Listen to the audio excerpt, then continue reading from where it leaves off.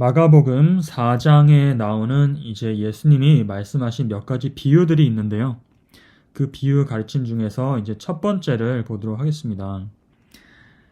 그것은 바로 씨 뿌리는 자의 비유이죠. 마가복음 4장 1절부터 또는 3절부터 20절까지에 나오는 내용입니다. 시간상 다 읽지는 않겠지만 이 씨를 뿌리는 것을 통해서 우리가 오늘 몇 가지를 좀 생각을 해볼 텐데요. 요약을 하자면 씨를 뿌리는 것은 씨가 무엇이냐면 하나님의 말씀을 어디에다가 심는 것이냐면은 사람의 마음에다가 심게 돼요.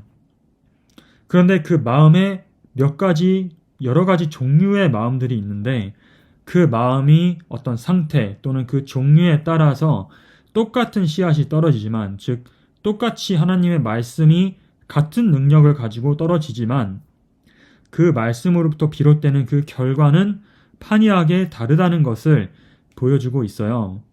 그 네 가지 종류의 예수님이 말씀하신 그 땅이 무엇이냐 하면은, 첫째는 길가의 씨가 떨어질 수도 있습니다. 두 번째는 돌밭에 떨어질 수 있고요. 그 다음에 세 번째로 가시떨기 땅에 떨어질 수가 있어요. 그리고 마지막 네 번째는 좋은 땅에 떨어질 수가 있습니다. 물론 좋은 땅에서 유일하게 잘 자라서 열매가 따먹을 수 있는 것은 좋은 땅이고요. 나머지 처음 세 개는 열매가 나지를 않아요. 또는 금방 죽어버리거나 아예 길가에 떨어진 씨앗은 새들이 와서 먹어버렸다고 하죠. 4절에. 그 다음에 5절에 얇은 돌밭에 떨어진 것은 흙이 깊지 아니하므로 곧 싹이 나오나 해가 돋은 후에 타져서 뿌리가 없으므로 말랐고, 가시떨기에 떨어진 것은 가시가 자라서 기운을 막음으로 결실치 못하였고, 좋은 땅에 떨어진 것만 무성하여 열매를 30배, 60배, 100배나 얻게 되었다고 해요. 이제 이것에 대해서 해석을 해주시는데 10절부터 20절 사이에 보면 15절에 길가에 뿌리었다는 것은 말씀을 들었을 때 사단이, 이 새로 상징된 사단이 즉시 날라와서 저에게 뿌리는 그 말씀이 뿌리가 내리기도 전에 또는 싹이 트기도 전에 빼앗아 버리기 때문에 그냥 뿌렸는지 안 뿌렸는지 모르는 그런 상태라는 것이고요. 그 다음에 16절 돌밭에 뿌렸다는 것은 말씀을 들을 때 이 즉시 기쁨으로 받으나 그 속에 뿌리가 없어 이제 길가는 아예 이해를 못했지만 돌밭은 그래도 그 말씀이 무엇인지 알고 이해하는 사람입니다. 그래서 그 돌밭에 그래서 그 기쁨으로 즉시 받았지만 뿌리가 너무나 없거나 또는 얇기 때문에 잠깐 견디다가 말씀이 나여 환난이나 핍박, 즉 이제 싹이 뿌리가 났을 때 가뭄이 오잖아요. 아까 해가 돋은 후에 탔는데 뿌리가 없기 때문에 말랐다는 것은 그 뿌리가 충분히 깊이 내려가지 않아서 표면에 있는 물들이 말라버리고 뿌리가 깊이 내려가야지만 그 물을 뽑아 이렇게 먹을 수가 있는데 그렇게 할 수 없다는 거죠. 이제 그 가뭄에 비유한 환난이나 핍박이 일어나는 때에 곧 넘어지는 자요. 그 다음에 18절 또 어떤 이는 가시떨기에 뿌리우는 자니 이들은 말씀을 듣되 세상의 염려, 재리의 유혹, 기타 욕심과 욕정들이 들어와서 말씀을 막아서 결실치 못한다는 건 말씀을 이렇게 숨을 못 쉬게 이렇게 막아버려서 거기에서 에너지를 다 빼앗아 가는 거죠. 이들이 영양분을 다 뺏기니까 결실치 못하는 거고요. 그 다음에 20절에 좋은 땅에 뿌렸다는 것은 말씀을 듣고 이제 돌이 없고 가시가 없고 길가가 아니라 이렇게 잘 기경된 땅을 말하는 거겠죠. 거기에서 30배, 60배, 100배의 결실과 열매를 맺었습니다. 그런 비유의 이제 내용인데요. 굉장히 단순하지만 우리가 여기에 질문을 하나 해보고 싶습니다. 그것이 무엇이냐 하면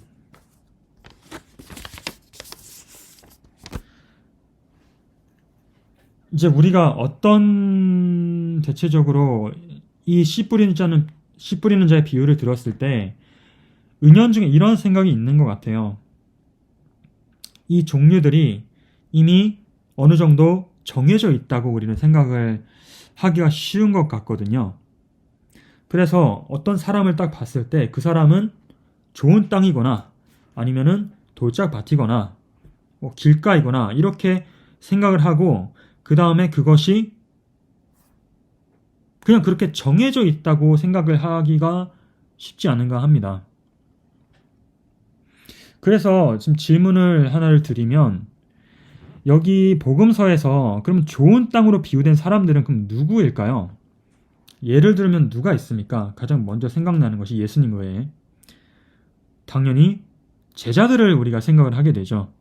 예수님의 제자들이 좋은 땅이었잖아요. 그걸 어떻게 알 수 있냐면은 이 저희 좋은 땅에 뿌려온 씨 하나님의 말씀은 100배의 결실을 맺는다고 했는데 그 제자들이 예수님의 가르침을 받고 그러니까 적어도 길가 아니잖아요. 받고 이해했기 때문에 예수님을 따라오는 것이고 그 다음에 그것이 뿌리가 내리고 싹이 돋아가지고 그들이 열매를 맺었냐면은 열매를 맺었거든요. 제자들이.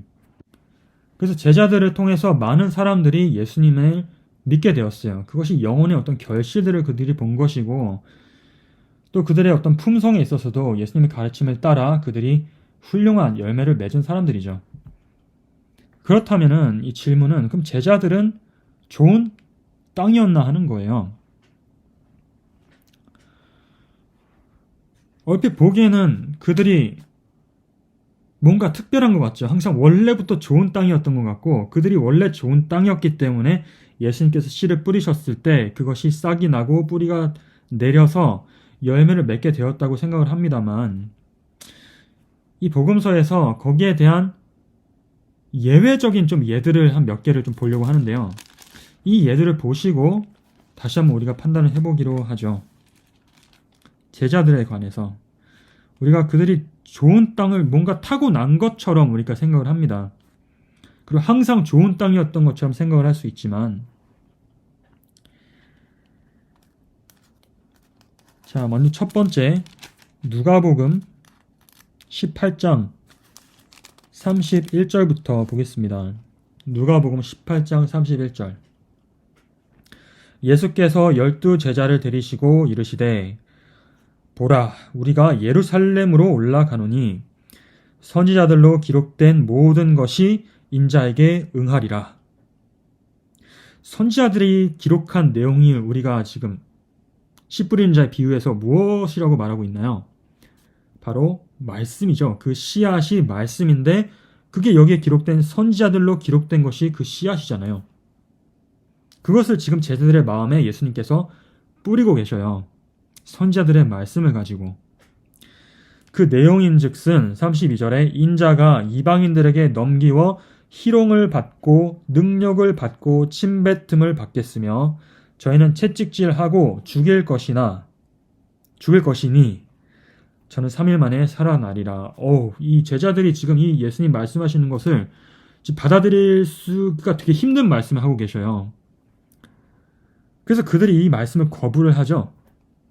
34절에 제자들이 이것을 하나도 깨닫지 못하였다고 말하고 하고 있습니다.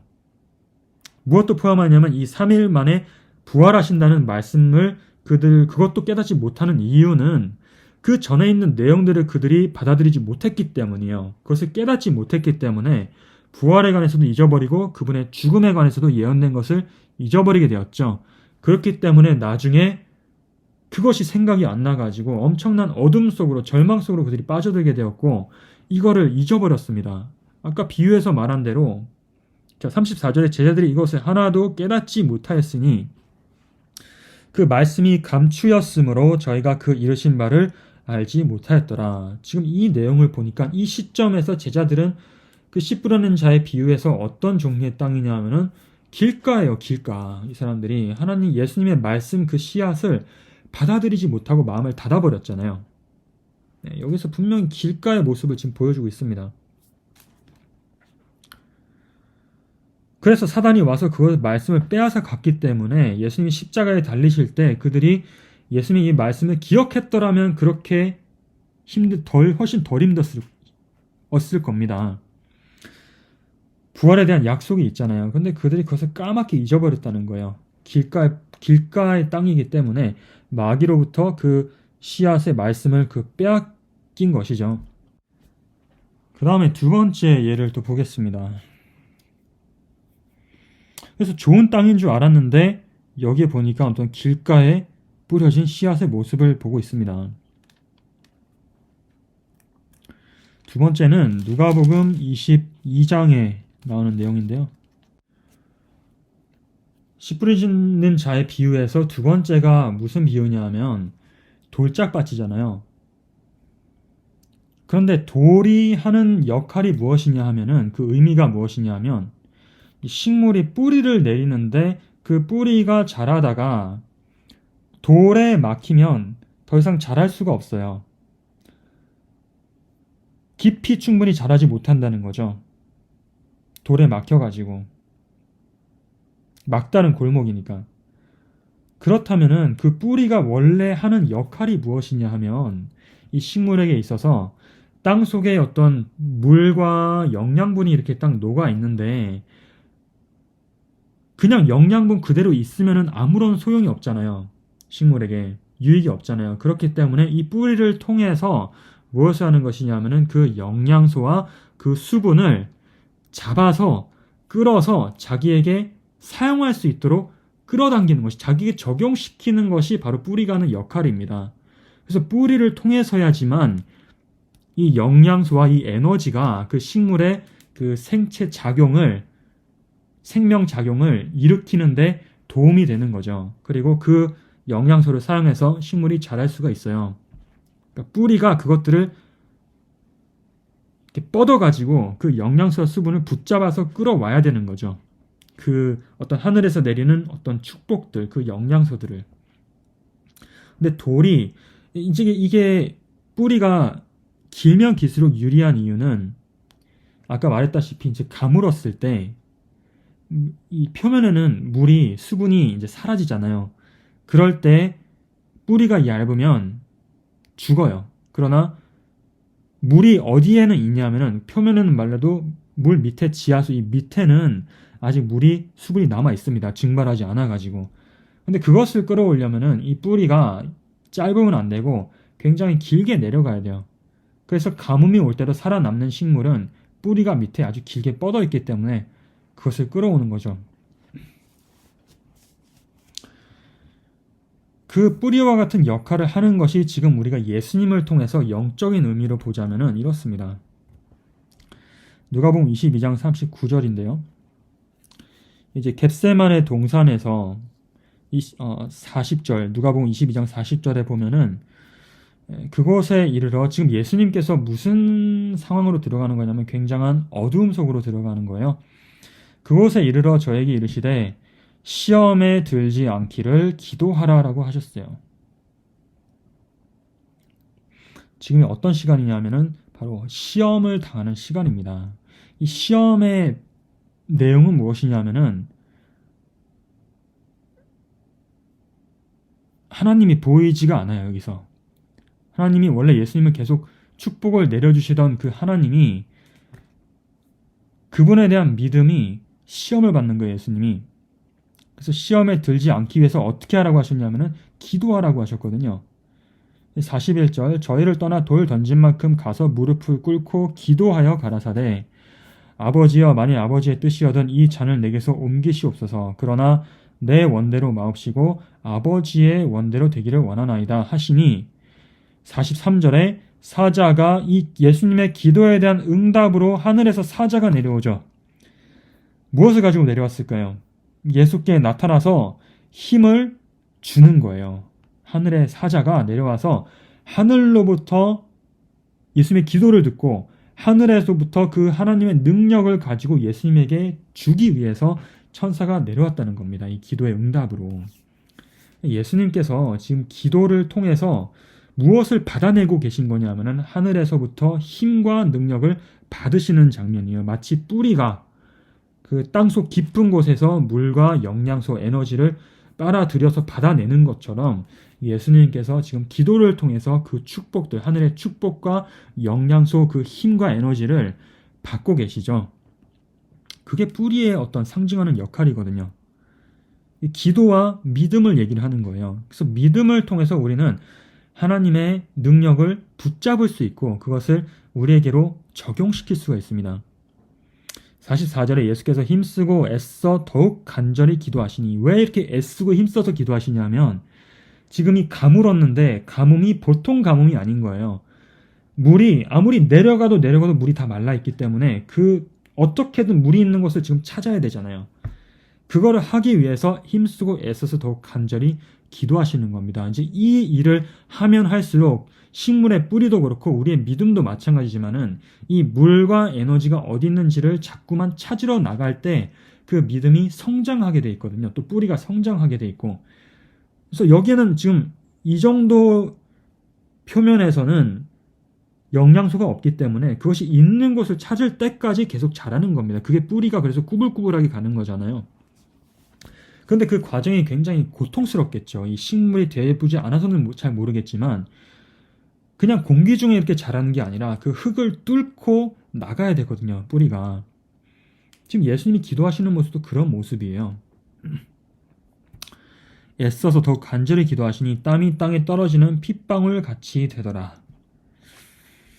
근데 제자들은 한번 보자고요. 45절에 기도 후에 일어나 제자들에게 가서 슬픔을 인하여 잠든 것을 보시고 이르시되 어찌하여 자느냐, 시험에 들지 않게 일어나 기도하라 하시니라. 그들은 기도하지 않고 뭘 하고 있었냐면 잠을 자고 있었어요. 깨어서 기도해야 될 이 시험의 시간에 다 포기해버리고 자포자기한 사람처럼 널브러져서 자고 있었다는 거예요.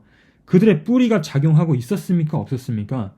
뿌리가 아무런 일도 하고 있지 않은 거죠. 이 제자들은 기도를 하지 않고 그들의 믿음을 행사해야 되는데 믿음을 행사해야 하나님 하늘의 그 축복을 그들도 받을 수가 있거든요. 그 힘을 받아야 이 시험을 이겨낼 수가 있어요. 물과 에너지가 들어오기 때문에 성령을 통해서 그 성령의 비와 같은 그것을 그들이 지금 완전히 결핍이 되고 있는 그런 상황이에요. 그렇기 때문에 나중에 이제 곧 예수님이 잡히실 때 그들이 너무나 당황스럽고 너무나 두려운 마음에서 뿔뿔이 흩어졌던 그런 결과가 당연히 나오는 거죠. 그래서 지금 이 제자들의 모습을 보면